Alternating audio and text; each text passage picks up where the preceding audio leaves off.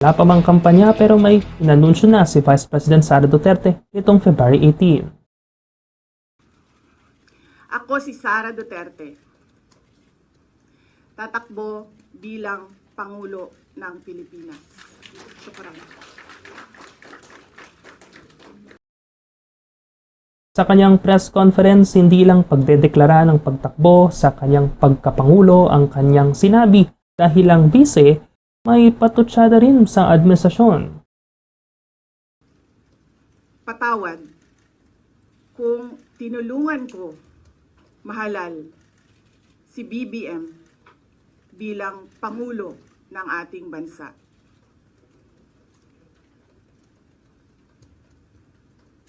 Patawad kung hanggang ngayon ay marami pa ring Pilipino ang nalulunod sa baha ng dahil sa malawakang korupsyon. Patawad kung lantaran ang pang-aabuso ng ating mga institusyon para sa pansariling interes ng mga politiko. Bukod sa paumanhing tinulungan niya raw umanong manalo si Pangulong Bongbong Marcos Jr., sinabi rin niya ang dahilan umano ng kanyang pag-alis sa kanyang gabinete noon sa Education Department na alam niyang mauuwi lang din daw umano sa impeachment.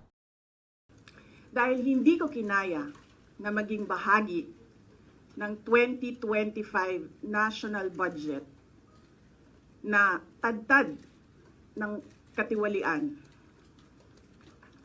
Pinili kong umalis sa kabinete kahit alam ko na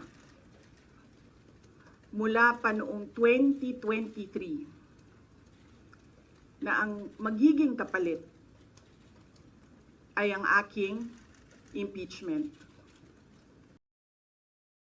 Speaking of impeachment, sa 2 taon bago ang eleksyon, para sa mga eksperto at ilang kongresista, framing at strategy umano ito upang hindi matuloy ang pag-impeach sa kanya. Sa papaanong paraan nga ba? Sabi nila, sa pagpirma. Dahil kahapon ay dapat umakyat na sa Rules Committee yung impeachment niya, yung 3 articles of impeachment. So, malinaw na fine-frame niya yung kanyang pagtakbo batay dyan sa impeachment na malamang ay mangyari sa Kongreso. Yung inyong mga banat sa akin nitong nakaraang mga taon, especially last year, yung pagpirma nyo sa impeachment last year, marami yun, Alvin, mga 260 yung pumirma, ay makakalimutan ko na at forgiven na yan kung hindi kayo pipirma sa impeachment ngayon. Oh. So may ganong hugot. It is definitely a strategic move, and sinabi niyo nga preemptive, because she knows, everybody knows na malapit na mag-start yung impeachment proceedings. Malapit nang i-refer yan sa Justice Committee for the proceedings, for the impeachment proceedings proper. Yung may pang-apat na hong complaint din na na-file yesterday. So sabay-sabay po siguro itong i-refer o dapat i-refer sa Justice Committee and mag-start na yung impeachment proceedings dyan. And therefore, preemptive talaga yan. And then strategy in the sense na, ang yung narrative nila, we can already foresee, ang kanilang narrative would be, oh, this is being done to me because I'm running for the president. They just want to obstruct, hinder, and prevent my being a presidential candidate come 2028. And then yung also part of the strategic component of this very early move to announce her presidential bid is sinabi niyo rin kanina na makakaapekto siguro yan in the sense na impeachment is not only a legal and constitutional process but also political. At the end of the day, it's numbers game. It's the rule of the majority, both sa House of Representatives, pag nandun na sa plenary yung kaso, at lalo na pag nandun na rin sa Senado for trial yung articles of impeachment.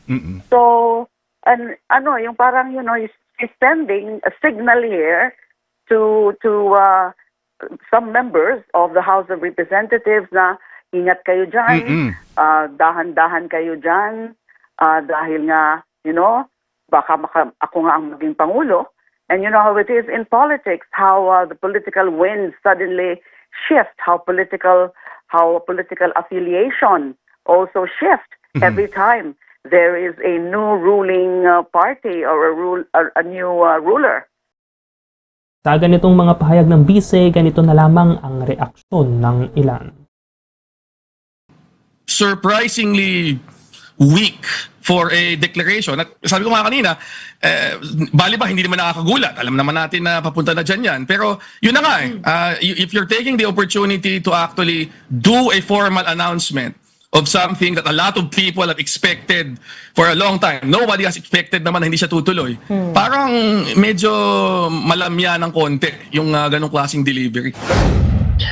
Well, she's been teasing at it for a while, no? Parang siguro naman that was the most expected, so-called unexpected political announcement done in recent history. Everybody pretty much assumed that the Vice President would be going for 2028. Dahil nga sa clamor ng mga Duterte forces, talagang this was a plot that was written as early as the Unity break. Yung very, very ugly, very, very polarized break ng Unity, no? Pangulo masisindak? Hindi naman po kasindak-sindak yung pag-a-announce na siya'y tatakbo sa pagkapangulo dahil ramdam na po even before ang kanyang pangangampanya sa labas. Oh, well, sabi ng mga paborito nating mga philosophers, tayo po ay may free will, so gamitin po natin. Pagka nagkaroon ulit ng Duterte presidency, walang pagbabago. Bakit niyo po nasabi? Kasi while yesterday in her press conference, she presented herself as someone who will address yung mga problema ng bansa.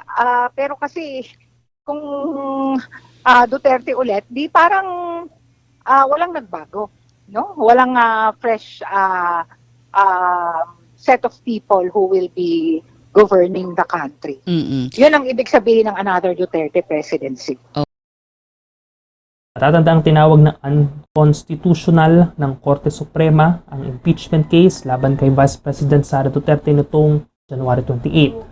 Sa kabila nito, 2 impeachment case kaagad ang inihain nitong February 2, gayon din noong February 9, at nito landing February 18. Kung bibilangin, 4 na ngayon ang nakahaing kaso ng impeachment laban kay Vice President Sara Duterte.